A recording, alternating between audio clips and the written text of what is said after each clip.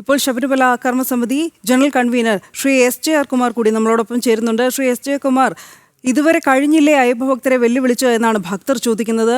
ബിന്ദു അമ്മിണിക്ക് ശബരിമല പോയേ മതിയാകൂ, അതിന് സർക്കാർ ആവശ്യമായ സൗകര്യം ഒരുക്കണമെന്ന് തുറന്ന കത്ത്.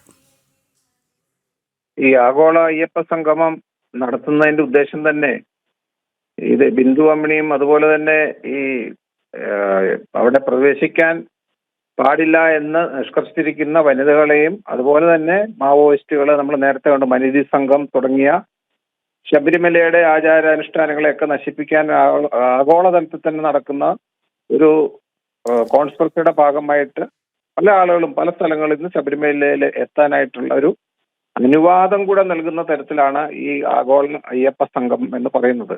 കാരണം ഈ സർക്കാരിന്റെ ഇതുവരെയുള്ള നടപടികൾ അതായത് കാലാകാലങ്ങളോളം ഇടതുപക്ഷം നടത്തിയിരിക്കുന്ന ശബരിമലയ്ക്ക് വേണ്ടി എന്ത് കാര്യം ചെയ്തു എന്ന് നമ്മൾ നോക്കുമ്പം അവർ ചെയ്തതെല്ലാം ശബരിമലയ്ക്ക് വിരുദ്ധമായിരുന്നു, ഭക്തജനങ്ങൾക്ക് വിരുദ്ധമായിരുന്നു, ആചാരാനുഷ്ഠാനങ്ങൾ വെല്ലുവിളിക്കുന്ന തരത്തിലായിരുന്നു. മാത്രമല്ല അവർ വിശ്വാസികളെല്ലാം നമുക്ക് മൊത്തത്തിൽ അറിയാം, അവരേത് തരത്തിലാണ് വിശ്വാസത്തെയും ക്ഷേത്രങ്ങളെയും കാണുന്നതെല്ലാം നമുക്കറിയാം. അതുകൊണ്ട് തീർച്ചയായിട്ടും തുടക്കം മുതൽ നമ്മൾ പറഞ്ഞിരുന്ന ഒരു വിഷയം തന്നെയാണിത്. ഈ ആഗോള അയ്യപ്പ സംഗമം നടത്തുന്നതിന്റെ പ്രധാന ഉദ്ദേശം ഈ ആചാര ലംഘനത്തിനുള്ള ഒരു തുടർ നടപടി എന്നോണം. കാരണം ഏതാനും വർഷമായിട്ട് ശബരിമലയിൽ പ്രശ്നങ്ങളൊന്നുമില്ലാതെ വളരെ സമാധാനപരമായ രീതിയിൽ ദർശനം നടത്താനും എല്ലാം വളരെ ഭംഗിയായിട്ട് പലരും മുൻപ് കോവിഡും മറ്റേ വെള്ളപ്പൊക്ക സമയത്തൊക്കെ ബുദ്ധിമുട്ടിയ ആളുകൾ പിന്നീട് ഈ സമയത്തൊക്കെ വളരെ നല്ല രീതിയിൽ ദർശനം നടത്തി പൊയ്ക്കൊണ്ടിരിക്കുന്ന ഒരു കാലത്താണ് വീണ്ടും ഒരു പ്രശ്നം ഉണ്ടാക്കി ഇത്തരം വനിതകളെയൊക്കെ ആകർഷിക്കുന്ന തരത്തിലുള്ള നീക്കങ്ങൾ നടത്തുന്നത്. അതുകൊണ്ട് ബിന്ദു അമ്മിണിക്ക് ഈ അവസരം നൽകിയത് തന്നെ ഈ കേരള സർക്കാരാണ്. കാരണം നമ്മൾ നേരത്തെയുള്ള ചരിത്രം പരിശോധിച്ചാൽ അറിയാം, ഈ ബിന്ദു അമ്മിണി 2018 എനിക്ക് തോന്നുന്നു ഡിസംബർ മാസത്തിലാണ് ഈ അവിടെ കയറാനായിട്ട് ശ്രമിച്ചു മറ്റു രണ്ട് വനിതകളോടൊപ്പം തൃശ്ശൂര് ശ്രമിച്ചപ്പോൾ അവിടെ ജനങ്ങൾ ശക്തമായി പ്രതിഷേധിച്ചു, അയ്യപ്പ ഭക്തന്മാരും വനിതകൾ ഉൾപ്പെടെ. നമ്മൾ കാണേണ്ട ഒരു വിഷയം, ഈ ശബരിമല യുവതീ പ്രവേശത്തിന്റെ വിധിക്കെതിരെ അതല്ലെങ്കിൽ സർക്കാരിന്റെ ഇത്തരം നടപടികൾക്കെതിരെ ശക്തമായി പ്രതികരിച്ചവര് അമ്മമാരായിരുന്നു ഭൂരിപക്ഷവും. അപ്പൊ അവരുടെ ശക്തമായ പ്രതിഷേധത്തിന്റെ ഭാഗമായിട്ട് ഈ കൂടെ ഉണ്ടായിരുന്ന രണ്ടുപേരും മടങ്ങിപ്പോവുകയും അവർ തനിച്ചാവുകയും അവര് പോലീസ് പ്രൊട്ടക്ഷൻ ആവശ്യപ്പെട്ടു. പക്ഷെ അതൊന്നും നടന്നില്ല. വീണ്ടും രണ്ടാമതൊരു അറ്റംപ്റ്റിലാണ് സർക്കാർ തന്നെ ആ വിഷയം ഏറ്റെടുത്തു. അങ്ങനെയാണ് സർക്കാർ ഈ 2019 ജനുവരി മാസം 2-ാം തീയതി വെളുപ്പിന് അവരെയും കനകദുർഗ എന്നുള്ള മറ്റൊരു സ്ത്രീയും കൂടെ ഈ പോലീസ് അകമ്പടിയോടുകൂടെ അവിടെ വരികയും, പക്ഷെ അവര് നമുക്കറിയാം ഭയചകിതരായിരുന്നു അവർ വരുമ്പോൾ. അപ്പൊ അത് അവർക്ക് ചെയ്യുന്നത് തെറ്റാണെന്നുള്ളത് അന്നത്തെ അവർ തന്നെ പുറത്തുവിട്ട വീഡിയോയിൽ നിന്ന് വളരെ വ്യക്തമാണ്. തെറ്റ് ചെയ്യുന്നു, അവരുടെ ഭഗവാനെ തൊഴുവൊന്നും ചെയ്തിട്ടില്ല. നമുക്കറിയാം അവരെങ്ങനെ അവിടെ കടന്നുപോയെന്നും വീഡിയോ എടുത്തോ എന്ന് ചോദിക്കുകയായിരുന്നു. കാരണം ഒരു വീഡിയോ എടുത്ത് ഭക്തജനങ്ങളുടെ മനസ്സിനെ മുറിവേൽപ്പിക്കുക, ആചാരലംഘനം നടത്തുക, സനാതനധർമ്മത്തെ ഇല്ലാതാക്കുന്ന ശക്തികൾക്ക് അവരെ കുറച്ച് താങ്ങു കൊടുക്കുക, ഇതാണ് അവർ ഉദ്ദേശിച്ചത്. അപ്പൊ തീർച്ചയായിട്ടും അത്തരം ഒരു സർക്കാരിന്റെ നീക്കത്തിന്റെ ഭാഗമായിട്ടാണ് അവർക്ക് ഇത്തരം കാര്യങ്ങളിൽ സർക്കാർ വീണ്ടും ഇങ്ങനൊരു ശബരിമല ആഗോള സംഗമം നടത്തുമ്പോൾ അതിന് അവസരം ഒരുക്കുന്നു എന്ന് മനസ്സിലാക്കി തന്നെയാണ്. അപ്പോൾ ഇത് കഴിഞ്ഞ എനിക്ക് തോന്നുന്നു 2 ആഴ്ച മുമ്പ് ഈ സംഗമം സർക്കാർ പ്രഖ്യാപിച്ചപ്പോൾ തന്നെ ഇവരൊരു ഫേസ്ബുക്ക് പോസ്റ്റ് അന്ന് ഇട്ടിരുന്നു. അത് നമ്മൾ ചർച്ച ചെയ്താണ്, ഇങ്ങനെ ഞാൻ വരും എന്ന് പറഞ്ഞിട്ട്. പക്ഷെ അവിടെ നമ്മൾ കാണേണ്ടത് അങ്ങനെ വരുമെന്ന് പറയുമ്പോഴും നമ്മൾ ഈ പ്രശ്നം ഏതാണ്ട് ഇതേ തരത്തിൽ ഒരു ആചാര ലംഘനത്തിന് വഴിയൊരുക്കുന്ന തരത്തിലേക്ക് ഈ സംഗമം മാറും എന്നും മറ്റും നമ്മൾ പലതരത്തിൽ എല്ലാവരും, അത് ഭക്തജനങ്ങൾ പൊതുവെയും പല സംഘടനകളൊക്കെ അഭിപ്രായപ്പെട്ടപ്പോൾ പോലും സർക്കാരോ ദേവസ്വം ബോർഡോ ഒരു അക്ഷരം പോലും അക്കാര്യത്തിൽ മിണ്ടിയില്ല. അതായത് അവർക്ക് പറയാമായിരുന്നു അതല്ല നമ്മുടെ ലക്ഷ്യം, നമ്മൾ ഉദ്ദേശിക്കുന്നത് അയ്യപ്പന് അല്ലെങ്കിൽ ശബരിമലയ്ക്ക് വേണ്ടിയിട്ടുള്ള ചില കാര്യങ്ങൾ ചെയ്യാൻ വേണ്ടിയിട്ടാണ് സംഗമം എന്നുള്ള ഒരു വാചകം പോലും അവർ പറഞ്ഞില്ല. അവര് ഇന്നും ആ കാര്യത്തിൽ മൗനം ഭജിക്കുകയാണ്. അതിന്റെ അർത്ഥം എന്താണ്? മൗന അനുവാദം കൊടുക്കുകയാണ്. അപ്പൊ അടുത്ത നടപടിയിലേക്കാണ് കടക്കുന്നത്. അവരിപ്പോ വീണ്ടും സർക്കാരിനോട് ആവശ്യപ്പെടുന്നു. അത് വളരെ വ്യക്തമാണ്. അവരുടെ കാര്യം മാത്രമല്ല, ഞാൻ മനസ്സിലാക്കുന്നത് സ്ത്രീകൾക്ക് അവിടെ പ്രവേശനം അനുവദിക്കണമെന്നും അത് അതിന് വേണ്ട പരിരക്ഷ നൽകണമെന്നും അത് സുപ്രീം കോടതി നമ്മൾ ഇതിനിടയ്ക്ക് പറയേണ്ട ഒരു വിഷയമുണ്ട്. ഈ 2019 ജനുവരി മാസം 2-ാം തീയതി അവർ കയറുന്നതിന് ശേഷം അവർക്ക് ധാരാളം ത്രെട്ടുകൾ ഉണ്ടായി, അവരുടെ മരണഭയം ഉണ്ടെന്നൊക്കെ പറഞ്ഞ് പോലീസിനെ സമീപിച്ചു, കോടതിയെ സമീപിച്ചു. അങ്ങനെയാണ് അവർക്ക് പോലീസ് സുരക്ഷ ഒരുക്കി, പോലീസ് പ്രൊട്ടക്ഷൻ കൊടുത്തിരുന്നു. പക്ഷെ ആ പ്രൊട്ടക്ഷൻ പിന്നീട് ഈ 5-അംഗ ബെഞ്ചിന്റെ വിധി വന്നു, അത് 9-അംഗ ബെഞ്ചിലേക്ക്, വിശാലമായ ബെഞ്ചിലേക്ക് വിടുകയും ഈ അയ്യപ്പ ഭക്തന്മാർ കൊടുത്ത കേസുകളിലൊക്കെ ചില കാര്യങ്ങളുണ്ടെന്ന് കണ്ടിട്ട് വീണ്ടും ഇത്തരത്തിലൊരു സംഭവം നടക്കാൻ പാടില്ല എന്ന് തീരുമാനം എടുത്തിരിക്കുമ്പോഴാണ് വീണ്ടും ഞങ്ങൾക്ക് അവിടെ പ്രവേശിക്കണം എന്ന് പറയുന്ന സമയത്ത് നവംബർ മാസത്തിൽ തന്നെ 2019 കേരള സർക്കാർ അവർക്ക് കൊടുത്തിരുന്ന പോലീസ് പ്രൊട്ടക്ഷൻ സ്വയമേ പിൻവലിച്ചു. മാത്രമല്ല ഇനി സ്ത്രീകളെ അവിടെ പ്രവേശിപ്പിക്കുന്നതിനുള്ള യാതൊരു സഹായം നൽകില്ല എന്നും അന്ന് സർക്കാർ പറഞ്ഞു.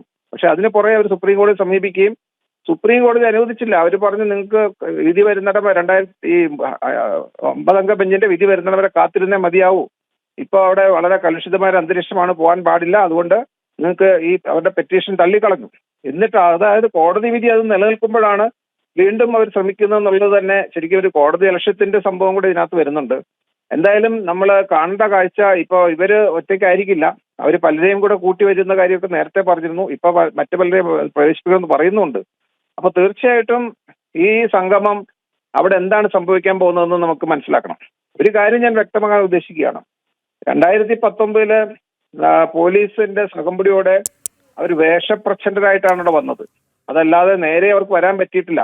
എന്തുകൊണ്ടാണ് വെളുപ്പിന് 3:45 പോലീസ് പ്രൊട്ടക്ഷനിൽ വേഷം മാറി അവര് എന്താ പറയാ മറ്റു ചില സഹായങ്ങളൊക്കെ വളരെ അതായത് നമുക്ക് പുറത്തു പറയാൻ പറ്റാത്ത രീതിയിലുള്ള സഹായങ്ങളൊക്കെ പോലീസിന്റെ ഭാഗത്തുനിന്ന് വന്നു.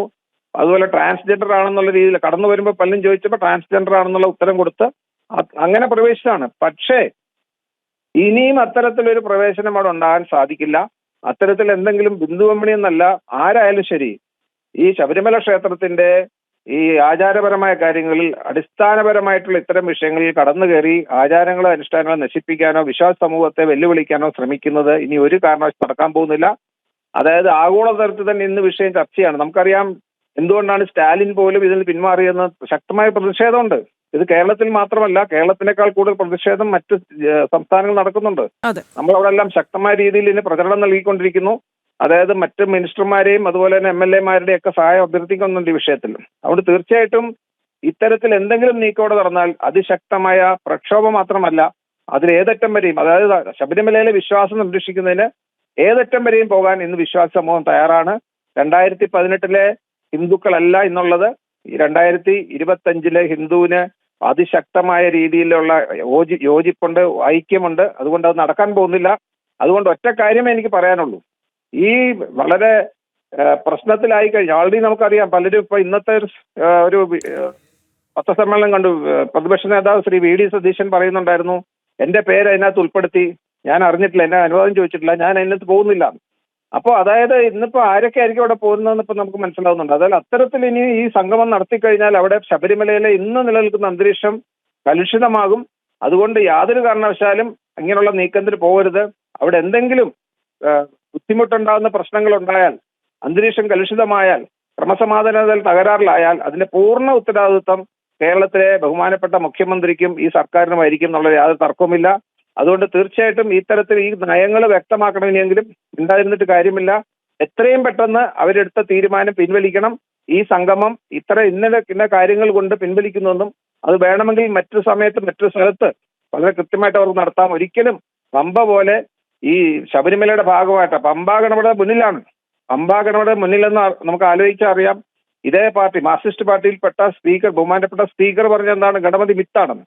അപ്പൊ അത്തരത്തിൽ ഗണപതിയെ പോലും വിശ്വാസമില്ലാത്ത ഒരു ഗണപതി ഭഗവാന്റെ മുന്നിലാണ് സമ്മേളനം നടത്താൻ പോകുന്നത്. അതുകൊണ്ട് എന്തായാലും ഈ സമ്മേളനം അവിടെ അരങ്ങേറുന്നത് രാഷ്ട്രീയമായ ഉദ്ദേശത്തോടു കൂടിയാണ്. അത് അയ്യപ്പ ഭക്തന്മാരെ വെല്ലുവിളിക്കുന്നതാണ്, സനാതധർമ്മത്തെ വെല്ലുവിളിക്കുന്നതാണ്. അത് എന്തുകൊണ്ടും ഒരിക്കലും സമാധാനപര അന്തരീക്ഷത്തിലേക്ക് അത് നിലനിൽക്കുമെന്ന് തോന്നുന്നില്ല. അതുകൊണ്ട് എത്രയും പെട്ടെന്ന് ആ തീരുമാനം പിൻവലിക്കണമെന്നാണ് പറയാനുള്ളത്. തീർച്ചയായും വളരെയധികം നന്ദി ശ്രീ S. ജയകുമാർ പ്രതികരിച്ചതിന്.